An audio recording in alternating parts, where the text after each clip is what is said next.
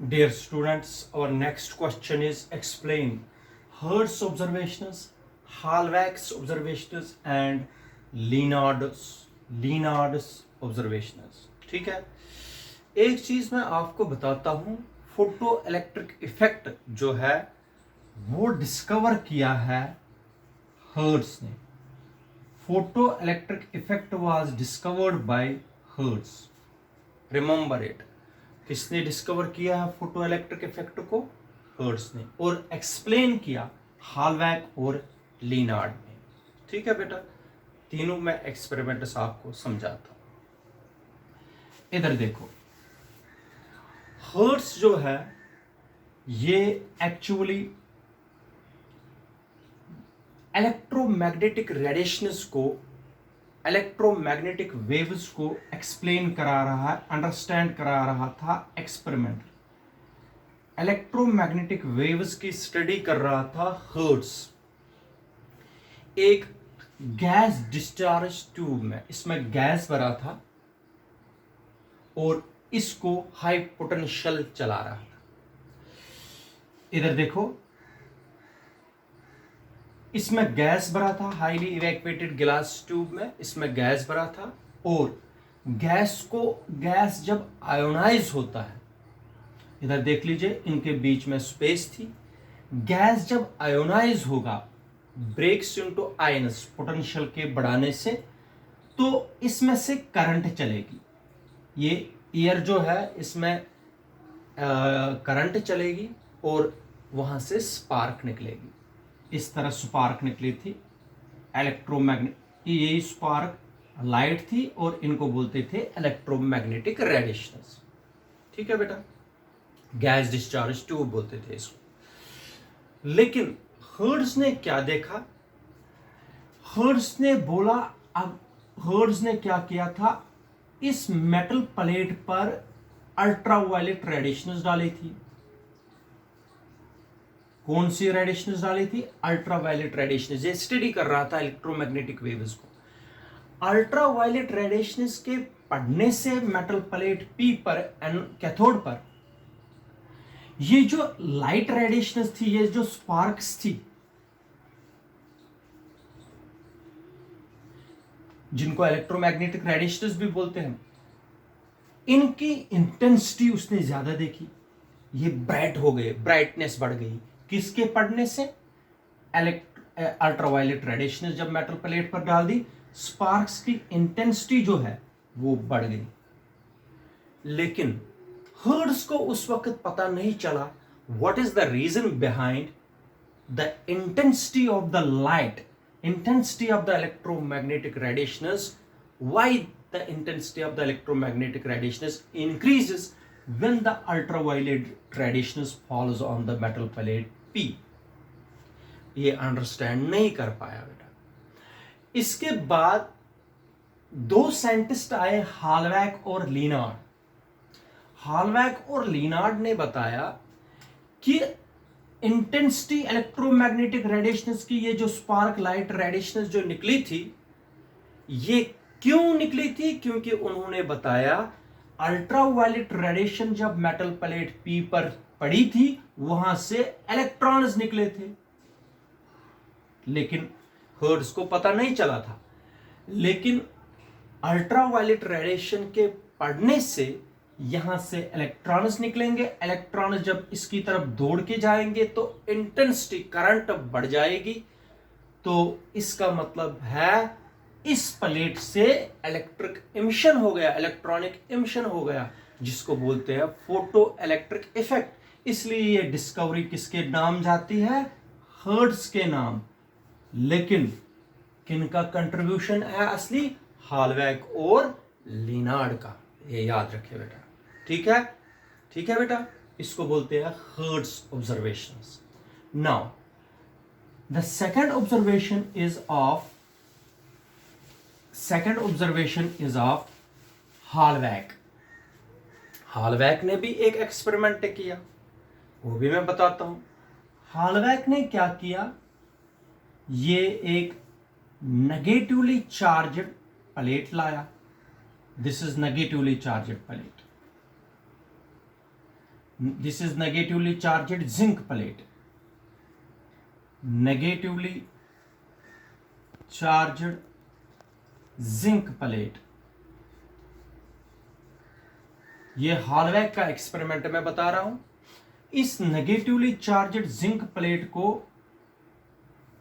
Gold leaf electroscope के साथ लगा दिया।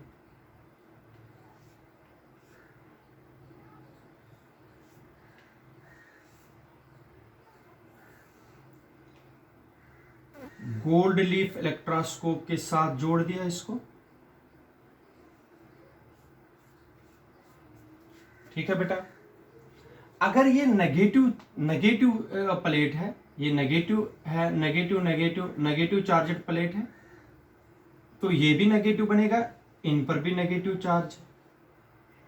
जब इन पर नेगेटिव, क्योंकि ये नेगेटिवली चार्जड प्लेट है, ये सारा नेगेटिव है, गोल्ड लीव्स, इस पर भी नेगेटिव, इस पर भी negative, negative charges repel with each other, gold leaves diverge हो गए थे, दूर चले गए negative charge.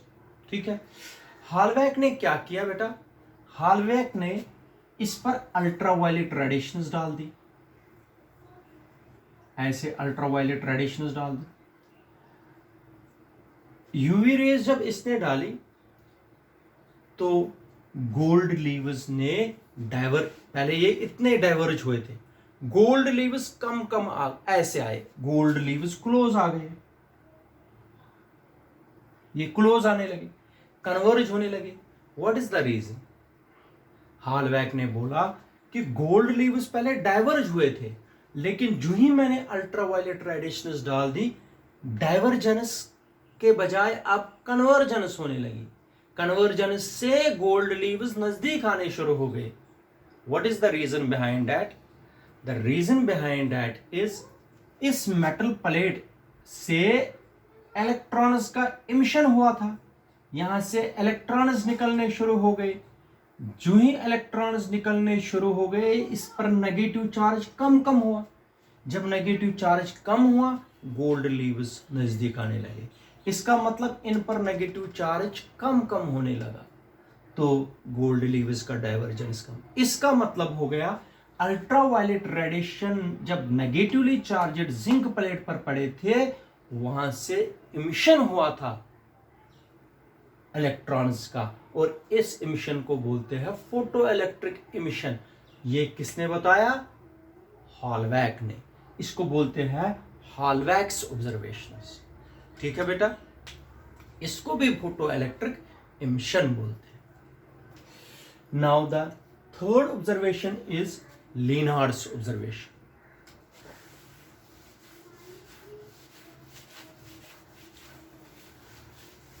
Third observation is of Lienard's observation.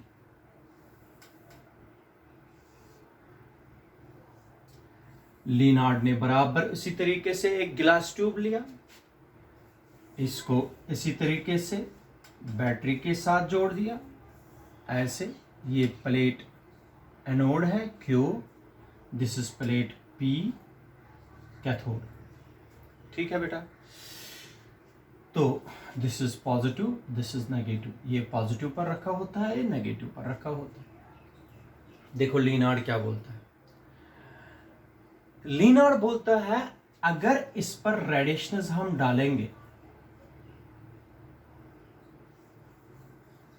Lenard बोलता है अगर मेटल सरफेस पर लाइट पड़ेगी, हर किसी मेटल सरफेस के लिए, हर किसी मेटल सरफेस के लिए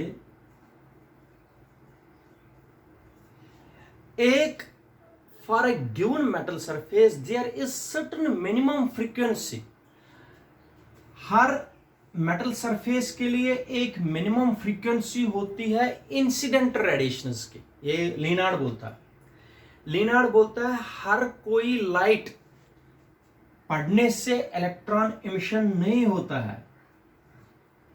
लिनार्ड बोलता है लाइट के सिंपली पढ़ने से, आप लोग बोलोगे हमने लाइट डाल दी किसी मेटल सरफेस पर, इलेक्ट्रॉन्स निकलेंगे, नहीं, ऐसा नहीं होता। लिनार्ड बोलता है हर किसी मेटल सरफेस के लिए there is certain minimum frequency below which no photoelectric emission is possible. Photoelectric emission is possible from the metal surface only if the frequency of the incident radiation is greater than that frequency, or that frequency we called as threshold frequency.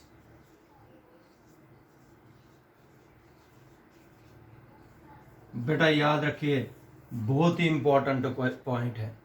Threshold frequency, stopping potential, threshold wavelength, ये सब important चीज़ें हैं। ज़रा मुझे बता दीजिए Lenard ने क्या बताया। लिनार्ड ने बोला कि सिंपली रेडिएशन के पड़ने से मेटल प्लेट से इलेक्ट्रॉन्स इमिट नहीं होते हैं। इलेक्ट्रॉन्स एक गिवन सरफेस से तब इमिट होते हैं जब रेडिएशन जब जो इंसिडेंट रेडिएशन है इनकी फ्रीक्वेंसी ग्रेटर देन एक particular frequency that is called the threshold frequency. अगर इंसिडेंट रेडिएशन की फ्रीक्वेंसी दैट पर्टिकुलर फ्रीक्वेंसी से ज्यादा होगी तब यहां से इलेक्ट्रॉन्स निकलेंगे, अगर कम होगी तब इलेक्ट्रॉन्स नहीं निकलेंगे, चाहे आप दिन भर भी रेडिएशन उस पर डालते रहोगे। Electron emission is only possible if the frequency of the incident radiation is greater than the threshold frequency. Threshold frequency is the minimum frequency for a given metal surface. There is certain minimum frequency below which no photoelectron emission is possible. Electron emission is possible only if the frequency of the incident radiation is greater than that frequency, and that particular frequency we called as threshold frequency. Threshold frequency से कम अगर इनकी radiation हो नहीं निकलेगा photo electron. Frequency ये तभी निकलेगा जब इनकी फ्रीक्वेंसी ज्यादा होगी थ्रेशोल्ड फ्रीक्वेंसी से, और ये कंसेप्ट दिया लिनार्ड ने। इनको बोलते हैं हर्ट्ज ऑब्जर्वेशन, हॉलबैक ऑब्जर्वेशन एंड लिनार्ड्स ऑब्जर्वेशन। ये याद रखे बेटा, ठीक है। Thank you.